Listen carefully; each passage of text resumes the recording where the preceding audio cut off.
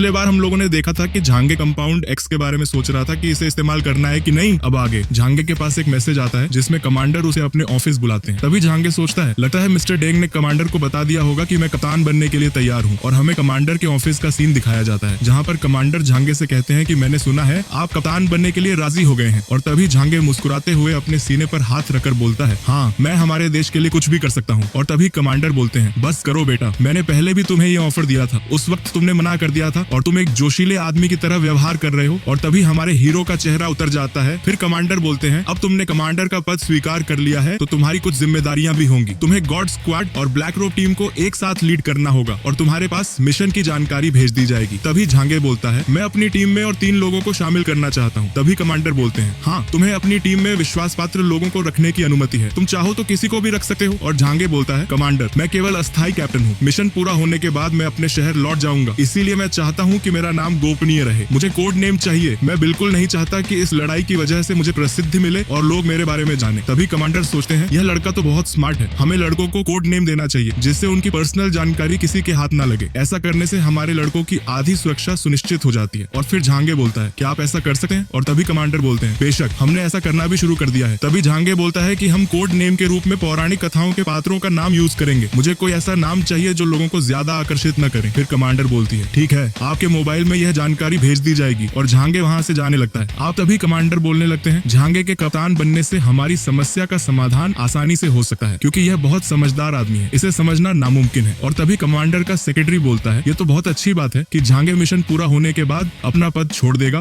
और अपने क्षेत्र में वापस चला जाएगा। कमांडर, इससे आपके पद को कोई खतरा नहीं है, परंतु उसके बाद हमारे पास टिंकू टीम के लिए कोई कप्तान नहीं होगा। तभी कमांडर बोलता है, चिंता मत करो, मेरी नजर में एक व्यक्ति है। तभी कमांडर के पास एक कॉल आता है और उन्हें बताया जाता है कि झांगी ने अपना कोड नेम केओस चुना है। तभी कमांडर बोलते हैं, मैं समझ गया। और वह अपने सेक्रेटरी से बोलते हैं, मुझे बताओ मैं झांगी को ब्लिजार्ड सिटी में कैसे रख सकता हूँ और उसे ट्रेनिंग दे सकता हूँ। फिर वह सोचने लगते हैं, उसके कोड नेम के चलते लगता है वह बहुत स्थिर है, मैं झांगे को सिटी छोड़कर जाने नहीं देना चाहता। फिर सीन शिफ्ट होता है और हमें झांगी दिखाया जाता है जो अपने विला में आराम कर रहा था। तभी उसके दरवाजे पर कैप्टन वैली दस्तक देता है और झांगी यह सब अपने टैबलेट पर देखता है और दरवाजा खोलने जाता है। तभी कैप्टन वैली झांगे को कप्तान बनने पर बधाई देता है। तभी झांगे बोलता है, इसका मतलब ये है कि अब आप कप्तान नहीं रहे। और वैली चांग बताता है, मुझे कभी भी किसी ने कैप्टन नहीं माना, सभी लोग समझते हैं कि मैं इस पद के लायक नहीं हूँ और सौभाग्य की बात है कि मेरे परिवार में इसका कोई प्रभाव भी नहीं पड़ा। तभी झांगे वैली चांग के कंधे पर हाथ रखकर बोलता है, वैसे भी मैं अस्थायी कप्तान हूँ, जब मिशन पूरा हो जाएगा तो मैं अपना पद छोड़ दूंगा और टेंगू टीम भंग हो जाएगी, उसके बाद आप ब्लैक रोप टीम के कप्तान होंगे। तभी वैली चांग बोलता है, इससे कोई फर्क नहीं पड़ता कि मैं कप्तान हूँ या नहीं, मुझे तो कमांडर ने आपको कुछ जानकारी देने के लिए भेजा है। तभी झांगे पूछता है, क्या जानकारी? और तभी हमें 2 फाइल दिखाई जाती हैं जिसमें एक टेंगू टीम के सदस्यों की जानकारी होती है और दूसरी में डेंग शेनेटोंग की अंतिम लड़ाई का वीडियो होता है। और वैली चांग बोलता है कि आपके लिए पहली फाइल इतनी महत्वपूर्ण नहीं है क्योंकि उसमें केवल टीम के सदस्यों का नाम है, पर दूसरी फाइल में डेंग शेनेटोंग की लड़ाई का वीडियो है, आपको इसे एक बार जरूर देख लेना चाहिए। और वह बोलता है कि हमारी टीम को आपके कप्तान बनने से कोई आपत्ति नहीं है, पर गॉड स्क्वाड टीम को कुछ अधिकार देने जरूरी हो गए। तभी झांगे बोलता है, क्या तुम फायदा उठाना चाहते हो? तभी वैली चांग बोलता है, मैं तो मजाक कर रहा था, पर हमें दूसरी फाइल जरूर देखनी चाहिए। तभी झांगे अपने स्पेस एबिलिटी से एक लैपटॉप निकालता है और सिस्टर शिनशिन के पास फोन करके उसे लिविंग रूम में आने को बोलता है। तभी सिस्टर शिनशिन लिविंग रूम में हुआ के साथ आती है और झांगे उसकी तरफ हाथ हिलाते हुए अपने पास बुलाता है और हम देख पाते हैं कि वे तीनों मिलकर उस वीडियो को देखने लगते हैं। तभी वैली चांग बोलता है, डेंग शेनेटोंग की एबिलिटी के कारण हमें दृष्टि दिखाई नहीं दे रही, केवल आवाज सुनाई दे रही है और हमें सैचिरो की आवाज सुनाई देती है जो बोलता है, मुझे मारना नामुमकिन है। और डेंग शेनेटोंग जवाब देता है, तो कुछ बार और मारूंगा, तब तो तुम मर ही जाओगे। और तभी वैली चांग वीडियो देखते हुए बोलता है, बार बार मर के पुनर्जीवित होना, ये एबिलिटी तो कमाल की है। फिर सिस्टर शिनशिन बोलती है, अगर हमें इसकी बार बार पुनर्जीवित होने की क्षमता की सीमा का पता लग जाए तो हम इसे जल्दी खत्म कर सकते हैं। फिर एक ब्लैकआउट के साथ धुंधली सी पिक्चर दिखाई पड़ती है जिसमें डेंग शेनेटोंग जलते हुए बोलता है, क्या यह अमर है? फिर बोलता है,